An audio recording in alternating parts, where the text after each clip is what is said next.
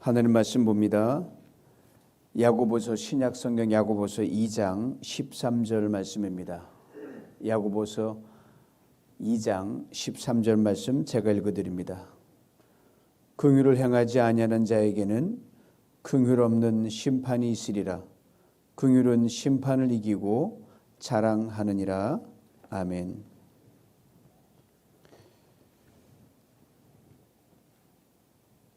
지난 2월 6일 새벽 모든 사람들이 곤히 잠든 시간에 터키와 시리아를 뒤흔들었던 지진, 그리고 여러 차례 이어진 여진으로 2만 8천 명 이상의 사람이 목숨을 잃었고 이보다 몇 배나 더 되는 사람들이 부상을 입거나 다쳤습니다.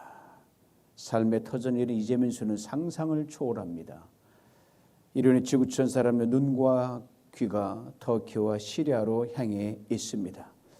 그리고 지구촌 각 나라로부터 구조와 구호의 손길이 이곳으로 미치고 있는 것을 매스컴을 통해 실시간으로 보고 듣고 있습니다.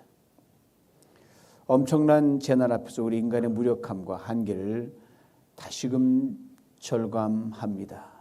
그래서 하나님의 긍휼을 더욱 구할 수밖에 없는 우리들입니다. 이런 큰 재난을 당할 때 우리가 늘 염두에 두어야 할 것이 있습니다. 원인과 이유를 묻지 않는 겁니다. 왜 그랬냐고, 뭐 때문이냐고. 답이 없는 물음은 할 필요가 없는 겁니다. 혹 이유와 원인을 안들 뭐합니까? 해결책이 없는데요. 그러게 성경이 이렇게 말씀합니다. 전도서 7장 14절입니다. 형통한 날에는 기뻐하고 곤고한 날에는 되돌아보아라. 이 두 가지를 하나님이 병행하게 하사 사람이 그의 장래일을 능히 헤아려 알지 못하게 하셨느니라.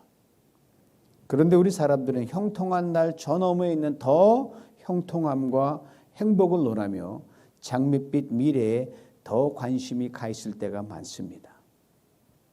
곤고한 날 저 너머에 야, 이보다 더 큰 재앙이 닥치면 어떨까? 불행과 피해를 예측하면서 전전긍긍할 때가 있습니다. 분명 좋은 일이든 우리가 헤아릴 수 없는 미래에 예측할 수 없는 일인데도 불구하고 연약하니까, 불안하니까 그렇습니다. 지금 우리는 개인적인 행불행의 차원을 넘어 더불어 사는 지구촌에서 벌어진 엄청난 재난과 함께 고통의 시간을 지나고 있습니다. 곤고한 날입니다. 참으로 힘든 날입니다. 하나님께서 곤고한 날에는 되돌아보라고 할 수 있습니다.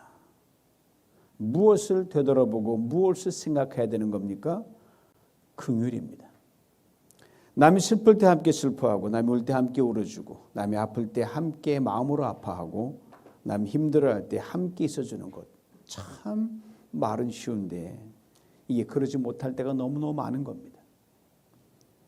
이념적으로, 사상적으로, 신앙적으로 첨예하게 다를 경우는 더욱 그렇고요.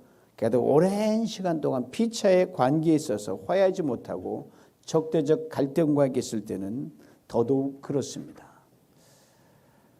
감당할 수 없고 헤아릴 수 없는 엄청난 인생의 시련과 고통의 순간에 긍휼이 아닌 심판과 정죄의 논리가 앞설 경우 우리 이웃들과 세상을 더 큰 시련의 늪으로, 더 큰 고통과 절망의 깊음 속으로 빠뜨리는 결과를 초래할 수밖에 없습니다. 비판할 수 있으나 비난하고 정죄하고 심판으로 흐르면 사람 죽습니다. 오직 사람을 살리는 것은 긍휼입니다. 긍휼과 심판이라는 것 어쩌면 동전의 양면 같습니다. 그렇지만 여러분, 동시에 볼 수 없습니다. 긍휼의 면을 들여다보면 심판의 면은 보이지 않습니다. 심판의 면을 보면 긍휼의 면은 보이지 않습니다. 하나님을 안다는 것, 예수를 믿는다는 것이 진정 무엇을 의미하는 겁니까? 바로 긍휼을 안다는 것이요, 긍휼을 믿는다는 건 아니겠습니까? 그러게 긍휼의 면을 바라보면 그 어떤 누구도 심판의 자리로부터 면함을 받을 수 있습니다. 왜요? 긍휼에 가리워가지고 심판과 정죄가 보이지 않기 때문입니다. 참 묘하죠? 그리고 오늘 본문이 이렇게 말씀합니다. 긍휼은 심판을 이긴다. 또 이렇게 말씀합니다. 긍휼은 자랑한다. 현실의 비난과 정죄가 있어요. 그것을 영광으로 알고 큰 기쁨으로 여긴다, 즐거워한다는 뜻을 이 단어 속에 담고 있습니다. 이 말은 심판과 정죄 앞에서도 하나님께서 나를 인정해 주시고 받아주시기에 당당히 기뻐한다는 말입니다. 심판이 있지요, 정죄 있지요. 그러나 긍휼이 가려주니까 우리 하나님 앞에서도 떳떳이 설 수 있고 은혜의 보좌 앞으로 담대히 나갈 수 있는 겁니다. 이기고 자랑한다는 동사가 3인칭으로 되어 있습니다. 그냥 지나칠 수 없는 대목입니다. 바로 긍휼이 어느 시대나 상황 또 어느 일부 특정인에게 적용되는 것이 아니란 말이에요. 모든 시대, 모든 상황, 모든 사람에게 적용된다는 것을 우리에게 일깨워주는 말씀입니다. 예수님이 땅에 계실 때 제자들에게 다음과 같이 한 임금과 1만 달란트 빚진 종의 이야기를 불러오셨어요. 실제 있었는지 아닌지는 모르겠지만 예수님이 그걸 비유로 드셨어요. 어떤 임금이 있으니 그 임금에게 1만 달란트 빚진 종이 있었다. 그런데 갚을 길이 없었다. 그래서 임금은 불쌍하게 1만 달란트 빚을 다 갚아주고 free를 선언해 주셨다. 1만 달란트는 그 당시 유대인 화폐로 엄청난 큰 돈입니다. 지금 화폐로 하면 10억 달러에 해당하는 돈입니다. 이 갚을 수 있는 엄청난 빚을 면제받았으니 얼마나 기뻤겠습니까? 이 사람이 고맙다고 하면 덩실 춤을 추고 나가는데 바로 그 문 앞에 자기에게 100데나리온 빚진 친구를 만납니다. 그 친구의 멱살을 잡고 이놈 내 돈 내놔라고 종주목을 댑니다. 그 친구가 잠깐만 기다려 주시게 사정을 해도 감옥에 쳐넣습니다. 이 소식을 임금이 듣고는 그 종을 다시 불러들이고 이렇게 하면 내가 너에게 긍휼을 베풀지 않았느냐? 너는 왜 긍휼을 베풀지 않는 거냐? 내가 너에게 1만 달란트 빚을 감해 주었으면 너도 빚진 자에게 그 조그만 100데나리온의 빚을 면제해 주는 건 마땅치 않느냐? 그게 그토록 어렵더냐? 그러면서 어미 꾸짖고 이놈 1만 달란트 다 갚을 때까지 옥에서 꼼짝 나오지 못하게 하라. 추측이지만 이 종 아직도 감옥에 있을 것 같아요. 그렇습니다. 우리가 긍휼을 생각할 때 제일 먼저 기억해야 할 것은요, 바로 나 자신입니다. 우리가 흔히 쓰는 말 중에 알고 보면이란 말이 있잖아요. 알고 보면 겉으로 강인해 보이고 어느 한 구석도 빈틈이 없어 보이지만 알고 보면 약한 구석이 많은 사람일 때가 있습니다. 그 사람 튼튼해 보이는데 갑자기 왜 쓰러졌어 그러잖아요.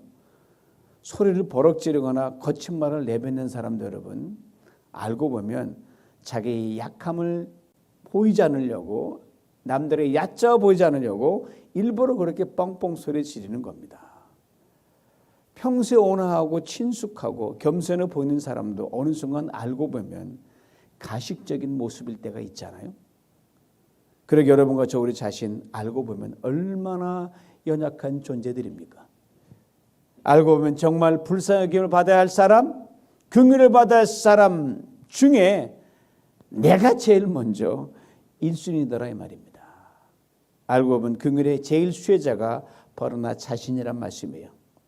임금으로부터 큰 긍휼을 입어 1만 달란트의 빚을 면제받은 종이 바로 여러분과 저 우리 자신입니다.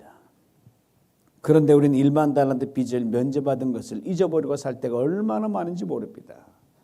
과거에도 그랬지만 이로 인해서 지금도 많은 사람들이 긍휼함을 받지 못해 고통당하고 있습니다. 다름 아닌 바로 여러분과 나 우리의 긍휼함을 받지 못해 슬퍼하며 상처였고 절망 가운데 살아가고 있는 것인지도 모릅니다. 레놀드 니버는 응답하는 자의 해야 할 몫을 책임의 윤리라고 합니다. 받았으면 책임져라는 거예요. 긍휼을 입었으면 책임을 지고 살아가라는 거예요. 그렇습니다. 하나님 긍휼을 받은 우리들이기에 하나님께 응답해야 할 마땅한 목, 즉 그리스도의 책임 윤리가 있다는 겁니다. 이 책임 윤리가 뭐냐? 긍휼입니다. 16세 영국의 양심이며 인도자이며 법률가 토마스 모어의 말은 지금도 우리에게 웅변으로 들려옵니다. 주님께서 먼저 나에게 긍휼을 베푸셨기 때문입니다. 내가 주를 사랑한 것이 아니라 주님은 나에게 먼저 긍휼을 베풀어 주셨기 때문에 나는 누구도 비판하지 않습니다. 누구도 심판하지 않습니다. 그 긍휼을 다소라도 내가 실천하려고 애쓰는 것뿐입니다. 그렇습니다. 긍휼은 심판을 이깁니다.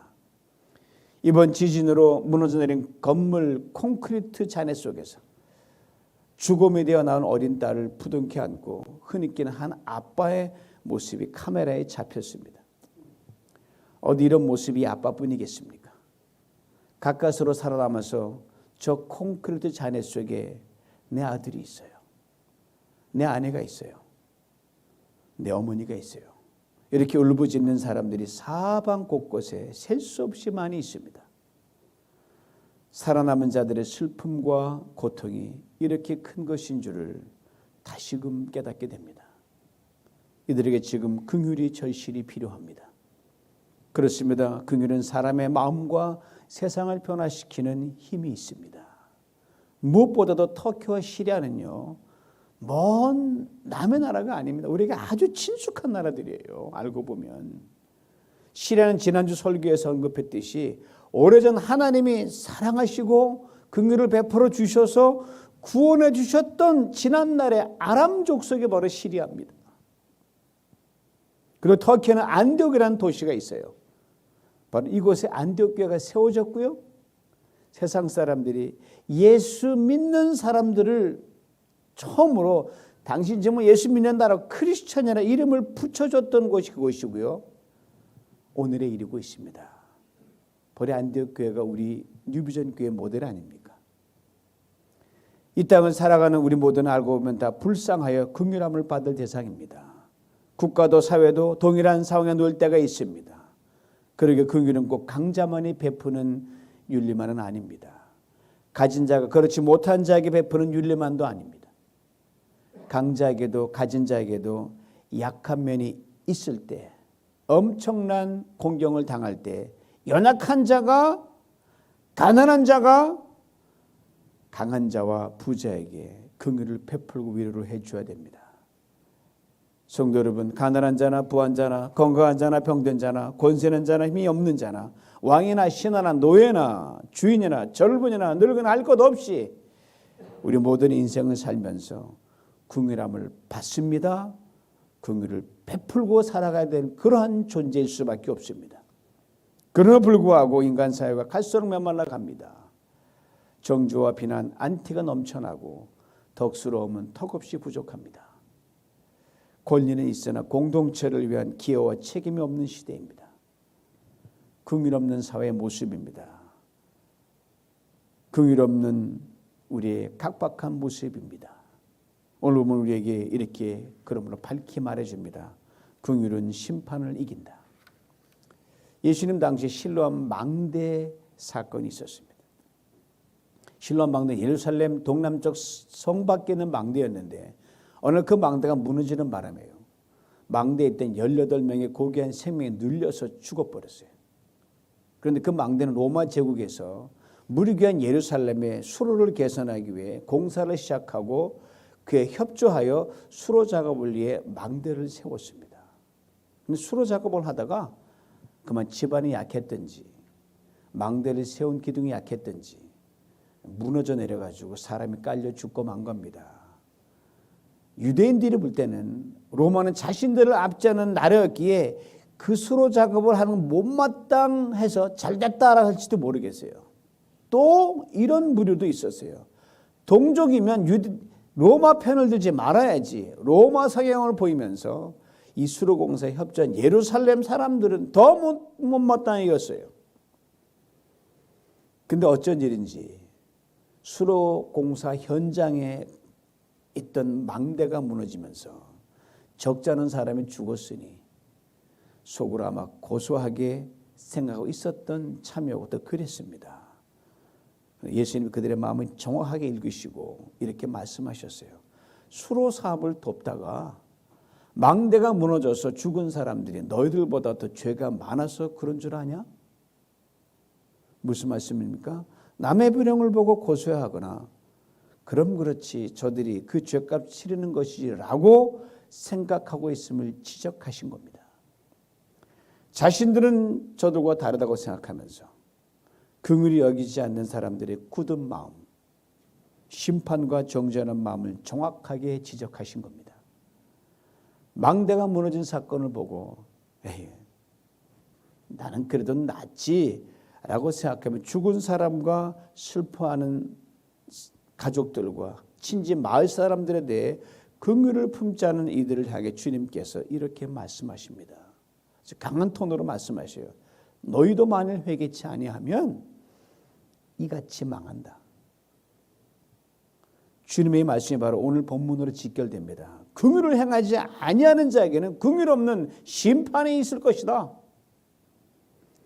그러나 긍휼을 품고 긍휼을 베풀면 죄로 인해 심판을 받는 그 시간에 그 품은 긍휼과 베푼 긍휼로 인해 우리가 받게 될 심판을 피할 수 있다고 오늘 본문은 다시 역설하고 있습니다. 긍휼은 심판을 이기고 자랑하느니라. 어떤 삶을 말하고 있는 겁니까? 그 은혜가 지배하는 삶의 모습입니다. 그 끝은 생명입니다. 이것이 바로 복음입니다. 우리 한번 긍휼이 지니고 있는 보다 더 깊은 의미로 들어가 봐야 될 것입니다. 오늘 보면 나타난 긍휼이라는 단어는요, 여인들의 자궁을 의미하는 히브리 말을 그 뿌리로 하고 있습니다. 아주 생생한 표현 아닙니까? 자궁, 이 속에서 생명이 태어나잖아요. 생명이 자라잖아요. 영양분을 공급받잖아요. 거기서 모든 보살핌을 다 받습니다. 모든 위협으로부터 차단받습니다. 또 긍휼을 단어를 풀어보면 새가 먹이를 막 물고 와서는 자기는 안 먹고 팍 토해가지고 새끼에게 먹이는 그 모습을 하고 있는 게 긍휼이라는 단어의 모습입니다. 그러므로 긍휼을 베푼다는 것은 생명을 준다는 말과 같습니다. 모든 위험을 무릇서 보호해주고 살펴주고 지켜주는 것을 의미합니다. 긍휼을 입은 사람과 운명을 함께하는 것을 말합니다. 왜요? 이건 생명이니까요. 그렇지 않으면 죽으니까요. 사랑하는 성도 여러분, 긍휼은 다른 사람을 중심 방향에 기울어집니다. 그리고 그 방향으로 자신이 가지고 있는 생명의 기운을 뿜어냅니다. 이번 지진 현장에서 긍휼이 움직이는 생명의 방향을 좀 더 분명하게 볼 수 있었습니다. 혹시 있을지 모르는 한 생명 더 구조하려고 목숨 건 구조 작업을 하는 모습은 정말 눈물겹습니다. 매섭게 부는 차가운 겨울바람도 이들을 막지 못합니다. 내리는 눈도 이들을 막지 못합니다. 영하의 기온도 끊어진 전기와 물도 이들을 막지 못합니다. 또 다른 재난에 닥칠지 모르는 위험도 이들을 막지 못합니다. 지금 터키와 시리아의 지진 피해 현장은 긍휼이 살아 움직이고 있는 생명의 현장입니다. 바로 그곳에서 오늘 새벽도 한 생명이 구출되는 기적이 일어났어요. 긍휼, 바로 여러분과 제가 진정으로 붙들고 하나님 앞에 서야 할 생명줄입니다. 이 긍휼의 저 끝을 주님이 붙들고 계십니다. 나만 붙든 게 아니에요. 우리에게 이렇게 말씀하십니다. 아무개야, 내 긍휼의 다른 끝을 내 이웃에게 던지지 않겠니? 지금 이 시간 여러분과 우리 그 인생의 긍휼의 줄을 한번 테스트해 볼 수 있기를 바랍니다. 지진이 일어난 지난 월요일부터 실시간으로 들려오는 재난 현장 소식을 들으면서 제 인생의 긍휼의 줄을 한번 당겨봤어요. 당겨도 계속 제 손에 감기기만 하는 거예요. 제 인생의 긍휼의 줄이 너무너무나 느슨해졌다는 반증이죠. 그동안 수많은 일들을 통하여 하나님께 제 인생의 긍휼의 줄을 튜닝하라고 그렇게도 많이 말씀하셨는데 게을러서 미룬 적이 한두 번이 아니더라고요. 때론 나와 상관일이라 여기면 모른 척한 적도 너무 많았어요. 때론 적당히 대충 튜닝을 하기도 했습니다. 그래서 잡아당겨도 풀린 낚시줄처럼 계속 감기기만 하는 거예요. 여러분의 긍휼의 줄은 지금 잘 튜닝이 되어 있습니까? 이제 우리가 한 가지 분명히 알아야 할 것이 있습니다. 작은 일, 큰 일, 때론 이번 지진처럼 정말 감당하기 너무 힘들고 도저히 이해될 수 없는 재난이 우리에게 닥칠 때 그것은 바로 하나님께서 우리 심판하기 위함이 아니라 우리 긍휼의 줄을 점검해 보라는 사인이란 말입니다. 지금이 바로 그 튜닝의 시간입니다. 여러분, 긍휼은 시기를 놓치면요, 그 힘이 현저히 약화됩니다. 하지만 긍휼 또한 그 줄이 팽팽히 튜닝되어 있으면 그 힘이 극대화됩니다. 오늘 우리는 터키와 시리아를 위한 구호 헌금 시간을 가지게 됩니다. 우리의 느슨한 긍휼의 줄을 새롭게 튜닝하는 시간이 되었으면 하는 마음 간절합니다. 빌립보서 2장 5절에 이런 귀한 말씀이 있어요. 너희 안에 이 마음을 품으라. 곧 그리스도 예수의 마음이니. 세상을 다 품을 수 있는 마음이 딱 하나 있어요. 그리스도 예수의 마음입니다. 이것을 오늘 본문은 이렇게 압축해서 우리에게 말해줍니다. 긍휼. 그렇습니다. 예수님께서 우리의 죄를 긍휼로 품어주셨습니다. 우리 허물도 약함도 못남도 부족하게 짝이 없는 우리 유치한 모습도 다 품어주셨습니다. 그리고 십자가를 지시고 부활하심으로 우리의 영원한 생명을 얻었습니다. 그러기에 우리는 삶과 죽음의 경계에 살고 있지만 죽음 이후의 삶이 상상할 수 없이 더 복되다는 것을 확실하게 믿습니다.